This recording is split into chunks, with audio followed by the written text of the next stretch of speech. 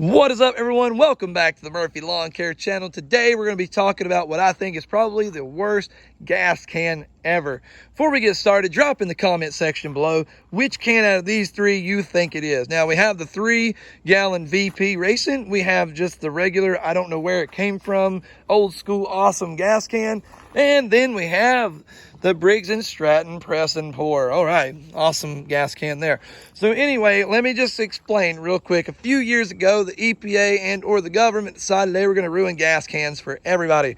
And they did a pretty good job of it, which the EPA really is pretty good at destroying everything they touch. You know, stick to what you're good at, and they sure do stick to it. So anyway, a lot of modern gas cans have all this goobered up stuff, little devices on it, and they're just a headache. They are an absolute nightmare. So anyway, these are the two gas cans that I normally run. But now that I've got a lot more two-stroke stuff, I need a bigger premix can. This is my premix can. This is my fresh gas can, my new premix can. So a lot of these newer cans have, like I say, a lot of goobered up stuff on them. I like this one because it doesn't. The VP, they still pretty much made the way they, far as I know, always been made. I love my VP Racing cans. But anyway, so I decided to buy a bigger gas can. So this is a 2-gallon gas can. Now, I've only had this thing, I think, 2 weeks. Now, if you can look at it, she's already a fat little piggy. So you can tell she's been swelling because it wasn't like this when I got it. This thing swells so much, I won't even put it in that building. That building gets pretty warm inside, and it's just a matter of time till she pops. Now, what happens when she pops, I don't know, but I'm not going to risk about, you know, $13,000 to $14,000 worth of lawnmowers and not counting all the other equipment in there on this gas can. I'm just not going to do it. So it stays out on the trailer. I try to keep it out of direct sunlight, which really doesn't prevent anything. It still swells. Now, normally when you press this button here, no, she's about too low to do it.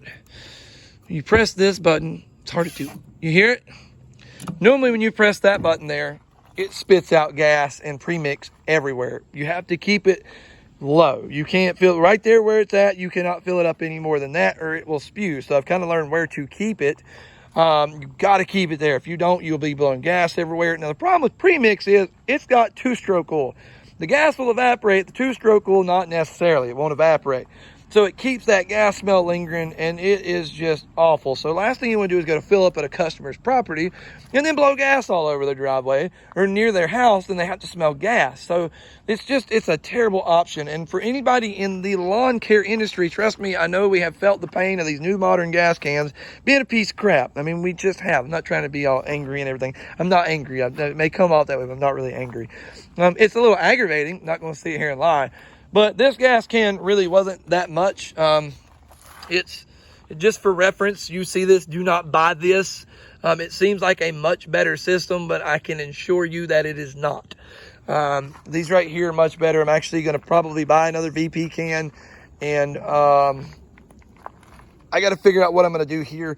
I do believe I'm going to buy me a Sure Can and a mount for my trailer. We're actually going to deck this trailer out this season, or get it ready for the 2024 season. But I don't like buying anything at the end of the season. It's the end of 2023 now. No reason to buy something that's just going to sit.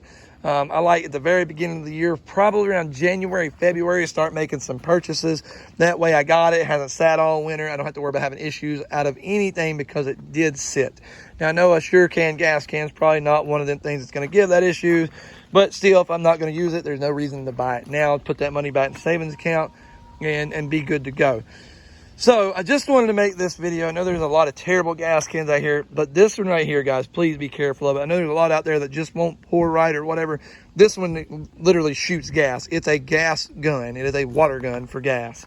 So be careful. I don't want to see anybody get a hold of one of these out there in the lawn care, especially be near like a hot engine or something and accidentally spray it on there. And then you have a situation where you're trying to put out a fire. We should always be carrying a fire extinguisher, especially in your leaf season. Get leaves up near a muffler and, you know, on your mower or whatever you're using and catch a fire.